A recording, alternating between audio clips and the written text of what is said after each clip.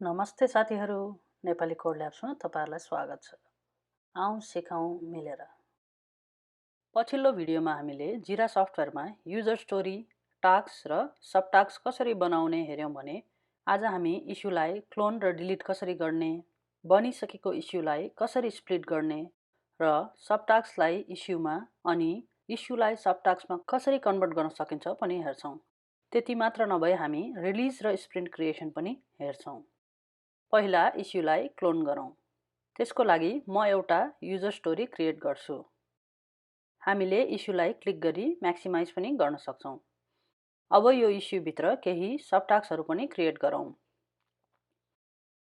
इस्युलाई clone गर्नको लागि right hand साइडमा स्थित 3 डटमा क्लिक गरौँ र एउटा ड्रप डाउन बक्समा अप्सन्सहरु देखा पर्छन्। हामी क्लोनमा क्लिक गरौँ। अब यहाँ हामीले क्लोन हुने इस्युलाई डिफरेन्ट नेम पनि दिन सक्छौं र यो इस्यु भित्र रहेका सब टास्कहरु पनि क्लोन गर्ने कि नाइ सेलेक्ट गर्न सक्छौं। क्रिएट बटनमा क्लिक गरेपछि एउटा नयाँ इस्यु क्रिएट भयो जुन ब्याकलगको लिस्टमा देख्न सकिन्छ। यसैगरी एउटा इस्युलाई सब टास्कमा कन्भर्ट गरेर हेरौं। इस्युलाई सब टास्कमा कन्भर्ट गर्दा याद गर्नुपर्ने मुख्य कुरा चाहिँ सब टास्क नभएका इस्युलाई मात्र सब टास्कमा कन्भर्ट गर्न सकिन्छ। यदि कुनै इस्यु भित्र सब टास्क छन् भने ती इस्युलाई सब टास्कमा कन्भर्ट गर्न मिल्दैन। मैले भर्खर सब टास्क नराखी क्लोन गरेको इस्युलाई सब टास्कमा कन्भर्ट गर्न जाँदैछु। फेरि राइट ह्यान्ड साइडमा स्थित 3 डटमा क्लिक गरौँ र कन्भर्ट टु सब टास्कलाई सेलेक्ट गरौँ। अब प्यारेन्ट इस्यु सेलेक्ट गरौँ र नेक्स्टमा क्लिक गरौँ। फेरि एक पटक नेक्स्टमा क्लिक गरौँ। कन्फर्मेसन पेजमा फिनिश बटनमा क्लिक गरौँ। अब हाम्रो इस्यु अर्को इस्युको सब टास्क भइसक्यो। रेस्पेक्टिभ इस्युमा गई हेर्नुभयो भने देख्न सकिन्छ र ब्याकलगमा एक इस्यु कम पनि हुन्छ। यसैगरी एउटा सब टास्कलाई इस्युमा कन्भर्ट गरौँ। सब टास्कमा क्लिक गरी सब टास्क भित्र जाउँ र राइट ह्यान्ड साइडमा रहेको 3 डटमा क्लिक गरौँ अनि कन्भर्ट टु इस्युलाई सेलेक्ट गरौँ। हामीले इस्यु टाइपमा स्टोरी, टास्क, बग र एपिक पनि सेलेक्ट गर्न सक्छौं। इस्यु छानेर नेक्स्ट बटनमा क्लिक गरौँ। यहाँ हामीले इस्युलाई स्टोरी पोइन्ट असाइन गर्न पनि सक्छौं वा खाली छोड्न पनि सक्छौं। फेरि नेक्स्टमा क्लिक गरौँ। कन्फर्मेसन पेजमा फिनिश बटनमा क्लिक गरिसकेपछि हामीले एउटा सब टास्कलाई इस्युमा कन्भर्ट गर्यौं।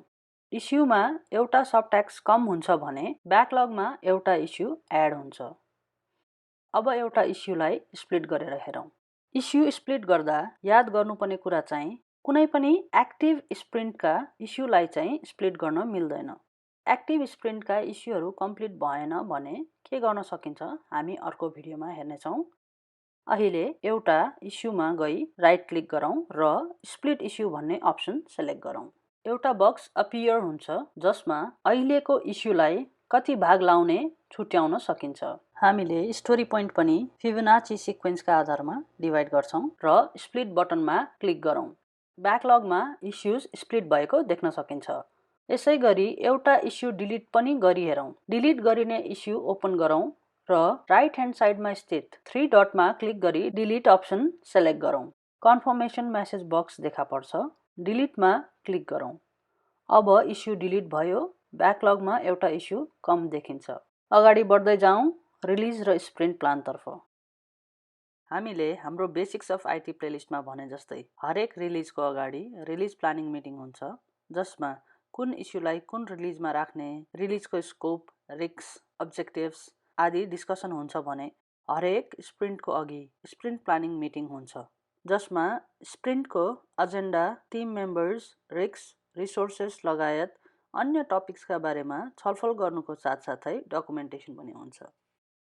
अटलासनले एउटा कन्फ्लुएन्स नाम गरेको प्लगइन बनाएको छ जसलाई जिरा सफ्टवेयरसँग युज गर्दा डकुमेन्टेसन पनि सजिलो त हुन्छ नै, त्यसमाथि धेरै डकुमेन्ट्सका स्ट्यान्डर्ड फर्मेट्सहरू पनि छन्। शेयर गर्न पनि एकदम सजिलो र मल्टिपल एप्लिकेसनहरूसँग इन्टिग्रेसन पनि गर्न सकिन्छ।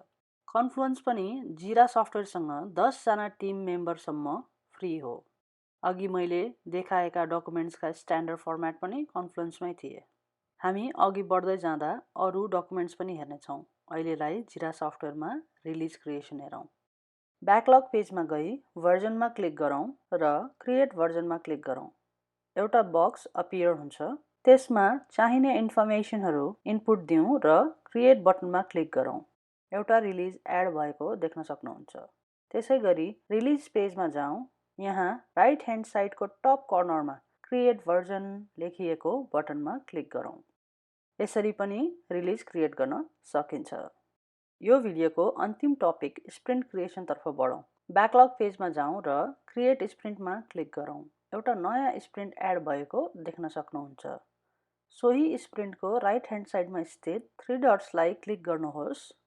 स्प्रिन्टलाई माथि सार्न मुभ स्प्रिन्ट अपमा क्लिक गर्नुहोस् र स्प्रिन्टलाई तल सार्न मुभ स्प्रिन्ट डाउनमा क्लिक गर्नुहोस्। त्यस्तै गरी स्प्रिन्टको नेम र गोल एडिट गर्न एडिट स्प्रिन्ट क्लिक गरौँ र स्प्रिन्ट डिलिट गर्नको लागि डिलिट स्प्रिन्टमा क्लिक गरौँ। यसै गरी जिरा सफ्टवेयरमा इस्यु, स्प्रिन्ट र रिलिज क्रिएट गर्दै गरौँ। अर्को भिडियोमा जिरा सफ्टवेयरका थप जानकारी लिएर उपस्थित हुने बाचासहित सम्पूर्ण नेपाली कोड ल्याब्स टिम बिदा चाहन्छौँ। जय नेपाल।